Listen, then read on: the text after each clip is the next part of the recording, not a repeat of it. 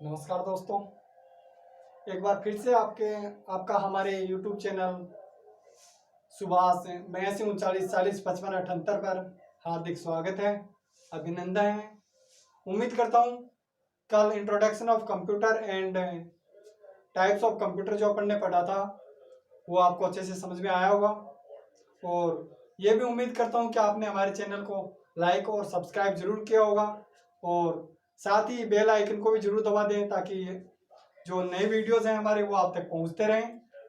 और जैसे कि अपन ने कल कंप्यूटर के टाइप्स ऑफ कंप्यूटर पढ़ा था, उसके बाद में कंप्यूटर को 4 भागों में डिवाइड किया था अपन ने, इनपुट यूनिट, आउटपुट यूनिट और प्रोसेसिंग यूनिट एंड मेमोरी। तो आज अपन उनको विस्तार से पढ़ने जा रहे हैं कि इनपुट यूनिट क्या है, उसमें क्या क्या शामिल किए जाते हैं, वो कितने प्रकार से डिवाइड कर सकते हैं उस इनपुट यूनिट को, आउटपुट यूनिट को कैसे डिवाइड कर सकते हैं, इनके बारे में पढ़ेंगे। तो एमडी क्लास की इस ऑनलाइन क्लास में आपका हार्दिक अभिनंदन है, स्वागत है। तो लीजिए स्टार्ट करते हैं। कल अपन ने पढ़ा था, सबसे पहले 1 नंबर पे पढ़ा था अपन ने इनपुट यूनिट।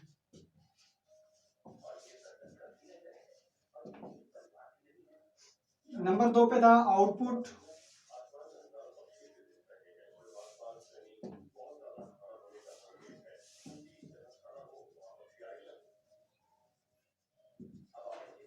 प्रोसेसिंग यूनिट और मेमोरी यानी स्टोरेज। अपन इनमें बात करेंगे सबसे पहले इनपुट यूनिट की। तो जैसे कि इनपुट यूनिट की अपन डेफिनेशन अगर किसे कहते हैं उसकी बात करें तो इनपुट यूनिट के बारे में अपन ने पहले पढ़ लिया था कि कंप्यूटर के वे सभी भाग जिनके माध्यम से अपन कंप्यूटर को डाटा सूचनाएं भेजते हैं, भेजी जाती हैं, वे सारे डिवाइस इनपुट डिवाइस कहलाते हैं।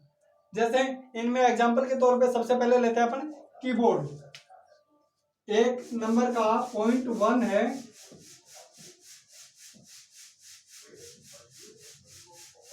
कीबोर्ड। स्टूडेंट्स, आपको जैसे पता है कीबोर्ड, आप अच्छे से जानते हो कि कीबोर्ड क्या है। कीबोर्ड, इस कीबोर्ड में अपन इसकी बात करें कीबोर्ड की, तो कीबोर्ड जनरली 2 प्रकार के होते हैं। पहला नॉर्मल कीबोर्ड, दूसरा मल्टीमीडिया कीबोर्ड। नॉर्मल कीबोर्ड के अंदर 102 बटन से लेकर के 108 बटन तक की पाई जाती हैं, वो कीबोर्ड नॉर्मल कीबोर्ड कहलाता है। जबकि जिस कीबोर्ड में 108 से ऊपर बटन पाए जाते हैं वो मल्टीमीडिया कीबोर्ड कहलाता है। अब 108 से ऊपर जो बटन पाए जाते हैं वो कौन से होते हैं? कीबोर्ड में ऊपर की साइड में रिफ्रेश और मल्टीमीडिया, जो अपन जानते हैं मल्टीमीडिया अच्छे से, मल्टीमीडिया क्या होता है जिसमें अलग से फीचर्स होते हैं, वो मल्टीमीडिया होता है। जिसमें ऊपर वॉल्यूम प्लस माइनस के, रिफ्रेश का, वीडियो नेक्स्ट प्रीवियस निकालने का, स्टॉप करने का, प्ले करने का, कई एक्स्ट्रा बटन जिसमें मल्टीमीडिया शॉर्टकट तरीके से जो कीज दी हुई होती हैं वो मल्टीमीडिया कीबोर्ड होता है। और कीबोर्ड में जनरली 102 से 108 तक के बटन पाए जाते हैं। और उसके अलावा जो इसके अंदर इनपुट डिवाइस में अपन शामिल कर सकते हैं वो दूसरा होता है पॉइंटिंग डिवाइस।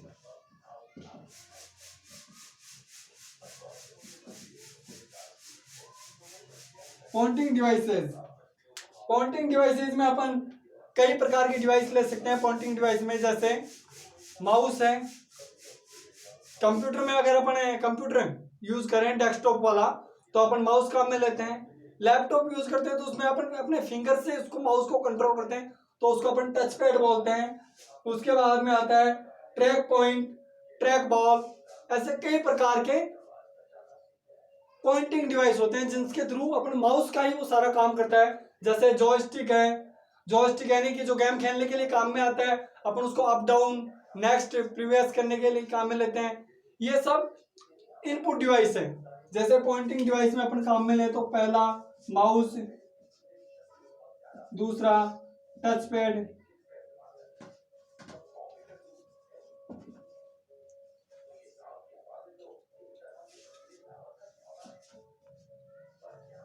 ट्रैक पॉइंट,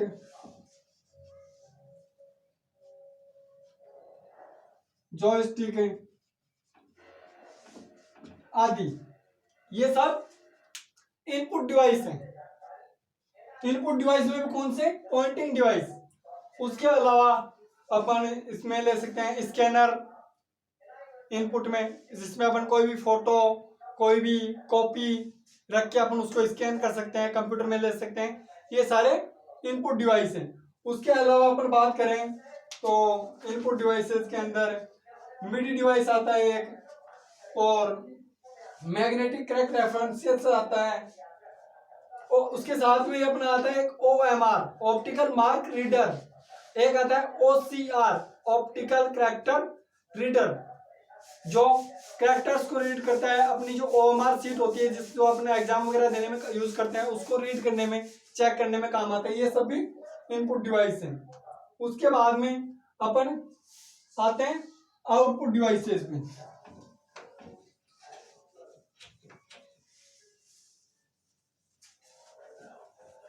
तो दोस्तों आउटपुट डिवाइसेस में अपन बात करें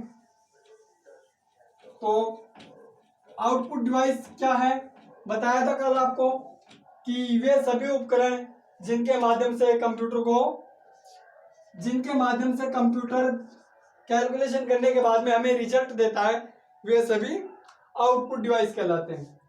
आउटपुट डिवाइस में अपन सबसे जनरली मेन लेते हैं वो होता है मॉनिटर।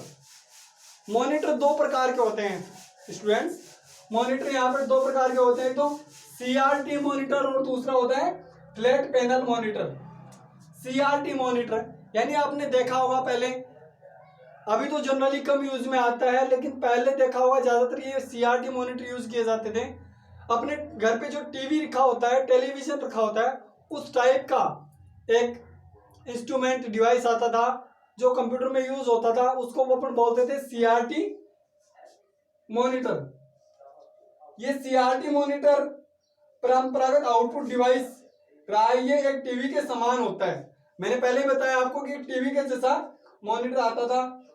इसमें एक बड़ी कैथोड रे ट्यूब लगी होती है, जो मैंने बताया था जैसे सुपर कंप्यूटर में वैक्यूम ट्यूब लगी होती थी, वैसे ही CRT मॉनिटर में एक कैथोड रे ट्यूब लगी हुई होती है, जिसके थ्रू ये काम करता है। इसकी सबसे बड़ी खासियत ये थी कि इसके जो कलर विजन था इसका, वो बहुत ही बेटर और बहुत ही अच्छा होता था। एक्चुअल कलर अपने को इसमें शो होता था। उसके बाद में अपना आता है flat panel monitor. Flat panel monitor क्या होता है? अभी जो हमारे पास मॉनिटर्स आ रहे हैं, जो अपन मॉनिटर्स जिसको अपन LED बोलते हैं, LCD बोलते हैं, ये LCD LED ही सब ये फ्लैट पैनल मॉनिटर का एग्जाम्पल है। ये दोनों मॉनिटर्स जो है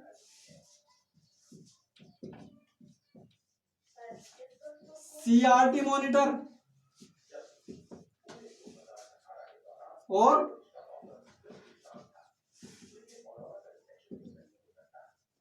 फ्लैट पैनल मॉनिटर।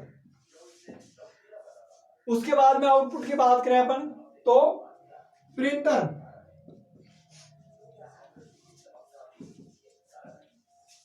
प्रिंटर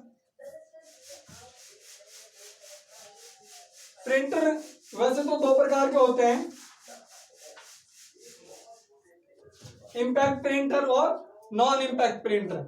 हर जगह अलग अलग प्रकार का, जिस प्रकार का यूज होता है उस प्रकार के प्रिंटर यूज किए जाते हैं, इंपैक्ट प्रिंटर और non impact printer.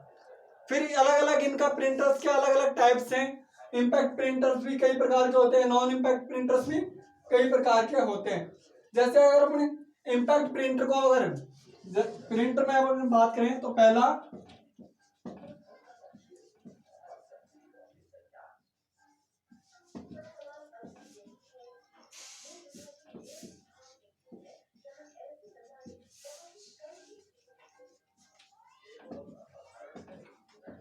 Impact printer और non impact printer.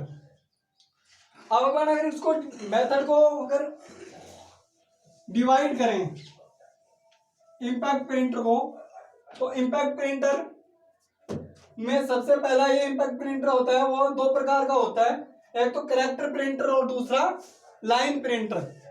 Impact printer दो प्रकार के होते हैं, एक तो कैरेक्टर प्रिंटर और दूसरा लाइन प्रिंटर।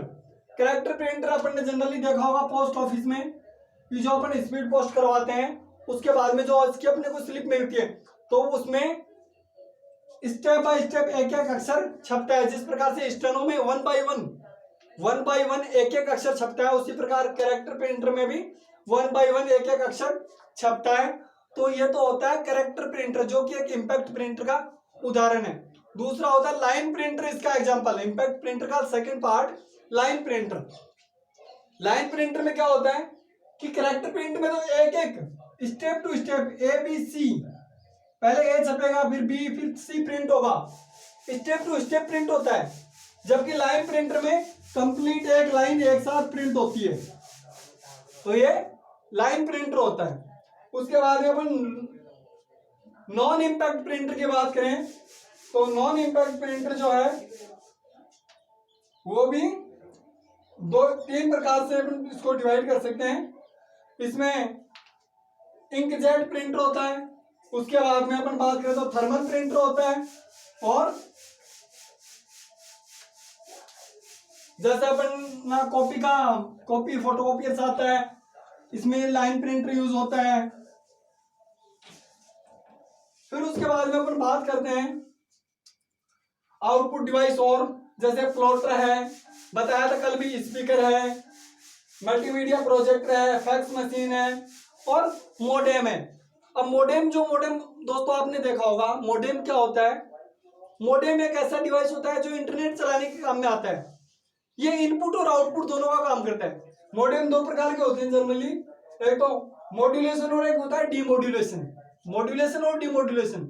मॉड्यूलेशन जो डाटा जो लाइन अपने आगे से आती है एक्सचेंज ऑफिस से, या फिर अपने ये बोले कि जो सर्विस प्रोवाइडर होता है उसके थ्रू जो अपने को लाइन दी जाती है, उसको मॉड्यूलेशन के थ्रू अपने पास भेजा जाता है। जबकि अपन जो डाटा भेजते हैं, अपन जो क्लिक करते हैं, वो वहां तक पहुंचाने के लिए डीमॉड्यूलेशन काम में आता है। तो ये इनपुट और आउटपुट दोनों में इंक्लूड किया जा सकता है मॉडेम को। फिर उसके बाद में अपन ने बात की थी प्रोसेसिंग डिवाइस की, तो उसमें सिर्फ और सिर्फ एक ही यूनिट आती है, वो है CPU, central processing unit.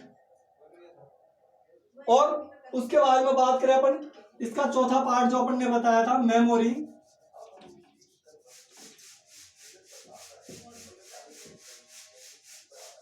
Memory यानी अपन कह सकते हैं इसको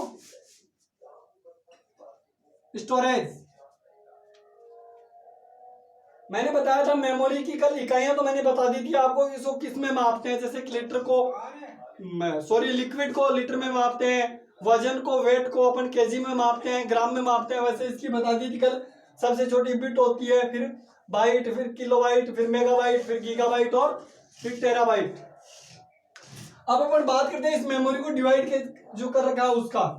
जनरली मेमोरी दो प्रकार की होती है। फर्स्ट होती है प्राइमरी,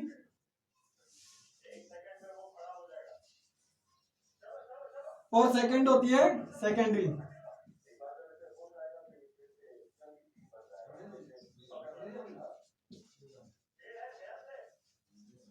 सेकेंडरी मेमोरी दोस्तों, प्राइमरी और सेकेंडरी मेमोरी। अब आपने कहा होगा मेमोरी दो प्रकार की है, प्राइमरी और सेकेंडरी। इसमें तो क्या मतलब निकला? इनके अलग अलग डिवाइडेशन है, प्राइमरी मेमोरी का और सेकेंडरी मेमोरी का अलग अलग डिवाइडेशन है। कैसे? प्राइमरी मेमोरी दो प्रकार की होती है। फर्स्ट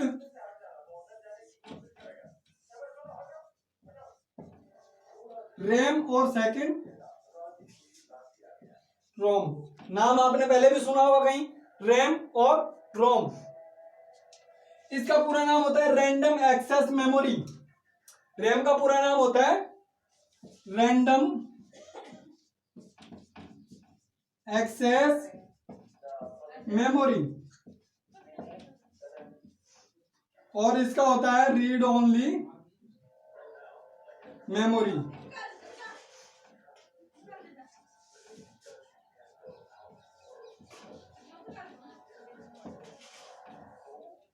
रैंडम एक्सेस मेमोरी और रीड ओनली मेमोरी, इनमें डिफरेंस क्या है? दोनों में छोटा सा डिफरेंस है। ये जो मेमोरी होती है वो अस्थाई होती है, और ये जो होती है वो होती है स्थाई। कैसे, मैं आपको बता दूं, रैम जो है वो कम साइज में होती है, 1 GB 2 GB 4 GB 8 GB इतनी होती है कंप्यूटर में जनरली, मुश्किल से 2 या 4 GB मिलती है। अगर अधिकतम माने अपन इसको, अधिकतम लास्ट माने तो 8 GB तक अपने को देखने को मिल सकती है किसी पीसी में। लेकिन ये जो है रोम वो 100 200 250 500 या फिर 1 TB GB में मिलती है। ये इसमें और इसमें फर्क क्या है, ये अस्थायी मेमोरी क्यों है और ये स्थायी मेमोरी क्यों है। जब आप कंप्यूटर में कोई भी काम करते हो, कोई भी XYZ कुछ भी काम, चाहे टाइपिंग करो आप, चाहे कोई फाइल सेव करो, कुछ भी करो, कोई भी काम करते हो, वो सबसे पहला वो काम, जैसे आपने कंप्यूटर में, मैं सपोज करूं अपना नाम लिखता हूं कि मैंने सुभाष लिखा, अपने को स्क्रीन पे दिखाई दे रहा है लिखा हुआ, लेकिन ये सबसे पहले जाता कहां है,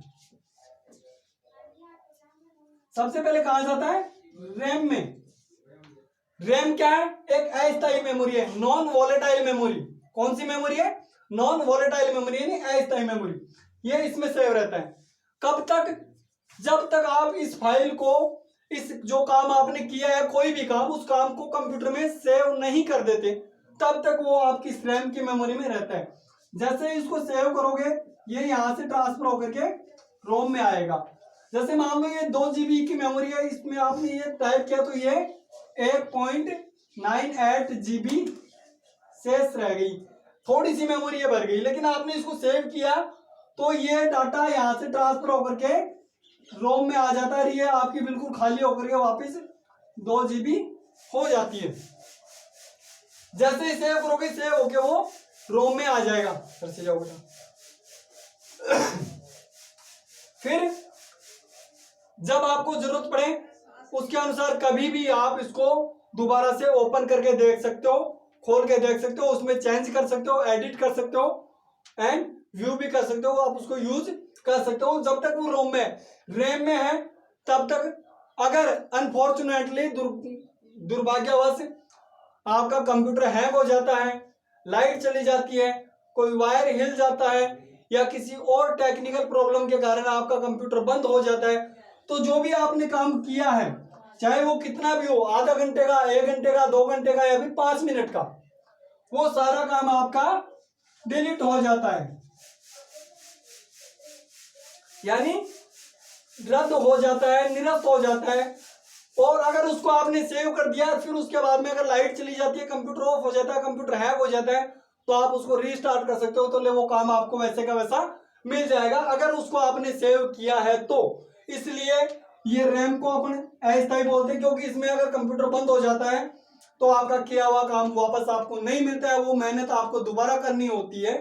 इसलिए इसको अस्थायी मेमोरी बोलते हैं, नॉन वॉलेटाइल मेमोरी बोलते हैं, और इसको स्थायी मेमोरी बोलते हैं, क्योंकि इसमें किया हुआ काम आप कभी भी 1 महीने 2 महीने 5 महीने, साल 2 साल 5 साल बाद में कभी भी आप इसको ओपन करके देख सकते हो। कब तक, जब तक आप इसको स्वयं अपनी मर्जी से डिलीट नहीं कर देते, तब तक आप इसको दोबारा से ओपन करके देख सकते हो, इसमें एडिट कर सकते हो, इसको यूज कर सकते हो।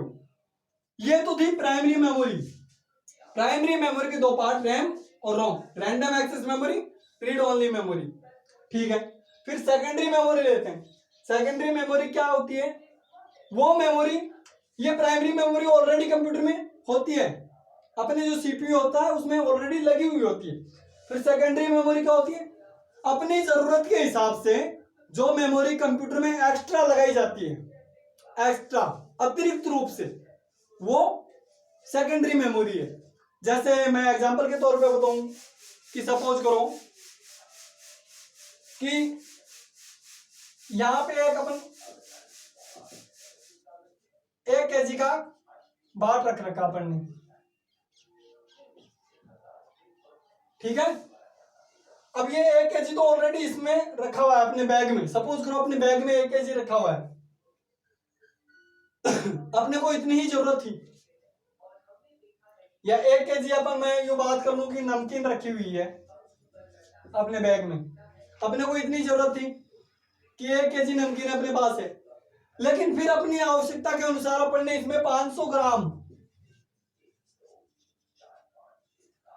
ग्राम नमकीन अपन ने एक्स्ट्रा से डाल दी। तो ये जो 1 kg नमकीन थी ये तो क्या थी, प्राइमरी, और ये जो 500 ग्राम है ये क्या है, सेकेंडरी। ऐसे ही मान लो ये कंप्यूटर में रैम और रोम, 500 GB तो अपने पास रैम रोम है और 2 GB रैम है। उसके अलावा अपन ने इसमें 10 या 100 GB और लगा दी, तो वो 100 GB अलावा लगाई है, एक्स्ट्रा लगाई है, वो अपनी क्या है, सेकेंडरी मेमोरी है। सेकेंडरी मेमोरी किसे कहेंगे, वो मेमोरी जो कंप्यूटर में एक्स्ट्रा लगाई जाती है, अतिरिक्त रूप से लगाई जाती है, वो सेकेंडरी मेमोरी कहलाती है। जैसे एग्जांपल के तौर पर मैं आपको बताऊं,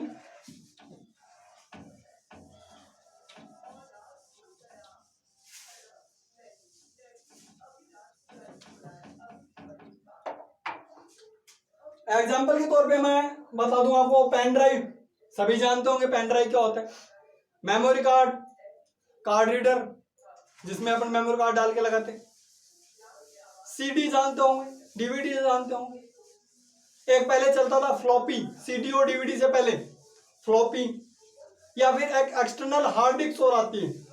हार्ड डिस्क एक तो कंप्यूटर में ऑलरेडी लगी हुई थी जिसको अपन रोम बोलते हैं, रीड ओनली मेमोरी 500 GB की लगी हुई है अपने पास। उसके अलावा एक्सटर्नल हार्ड डिस्क अतिरिक्त रूप से लगाई जाती है जो एक्स्ट्रा, उसको बोलते हैं सेकेंडरी मेमोरी। इस सेकेंडरी मेमोरी को अपन फ्लैश मेमोरी भी बोल सकते हैं। बात अपन ने की सीडी, डीवीडी और फ्लॉपी की। मेमोरी कार्ड की कोई साइज फिक्स नहीं होती है, 1 GB, 2 GB, 4 GB, 8 GB, 16 GB, 32 GB, pen drive भी कितने GB का हो सकता है, काफी ऊपर तक आप जा सकते हो इसमें, 132, 164। लेकिन फ्लॉपी, सीडी और डीवीडी इनकी साइज फिक्स होती है दोस्तों। फ्लॉपी जो होता था वो 1.5 KB का आता था, जो अपना फ्लॉपी डिस्क होता था पहले जो चलता था, सीडी की तरह आता था गोल, सीडी आपने देखी होगी गोल आती है, डीवीडी भी गोल आती है, इसी की तरह गोल आती थी फ्लॉपी। वो पहले 1.5 KB की साइज का आता था, लेकिन उसके बाद में फिर आई सीडी। ये सीडी अपनी आती थी 700 MB यानी मेगाबाइट। अब कैलकुलेट कर लो, 700 मल्टीप्लाई करो 1024 किलोबाइट से, फ्लॉपी से कई गुना बेटर थी ये, इसमें ज्यादा डाटा सेव हो सकता था। लेकिन फिर जैसे जैसे टेक्नोलॉजी बढ़ी, डेवलपमेंट तो होता है, सुधार होता है, विकास होता है, उसके साथ साथ ये डीवीडी का आविष्कार हुआ, और डीवीडी अपनी आती है 4.7 गीगाबाइट की, यानी मल्टीप्लाई कर लो 4.7 इंटू 1024 मेगाबाइट। ये अपनी डीवीडी की साइज होती थी, ये अपनी सेकेंडरी फ्लैश मेमोरी होती थी।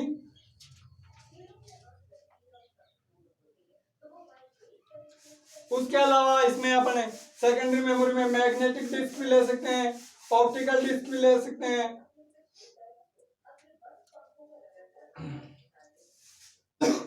कितना टाइम का हो गया? 24। तो दोस्तों आज के लिए काफी है, इतना ही। कल अपन इसका नेक्स्ट पार्ट पढ़ेंगे, तब तक आप इस वीडियो को देखिए अच्छे से, अपने नोटबुक में इसको उतारिए, अपने नोट्स तैयार कीजिए, और हमारे चैनल को लाइक और सब्सक्राइब जरूर करते रहिए। एमडी कंप्यूटर की तरफ से मैं सुभाष वर्मा आपका हार्दिक अभिनंदन स्वागत करता हूं और तहे दिल से आपका आभार व्यक्त करता हूं। उम्मीद करता हूं आप हमारे चैनल को लाइक और सब्सक्राइब करेंगे और साथ ही बेल आइकन दबाएंगे, ताकि नए वीडियोस आपको मिलते रहें और आप घर बैठे स्टडी करते रहिए। घर पर रहिए, सुरक्षित रहिए। जय हिंद, जय भारत।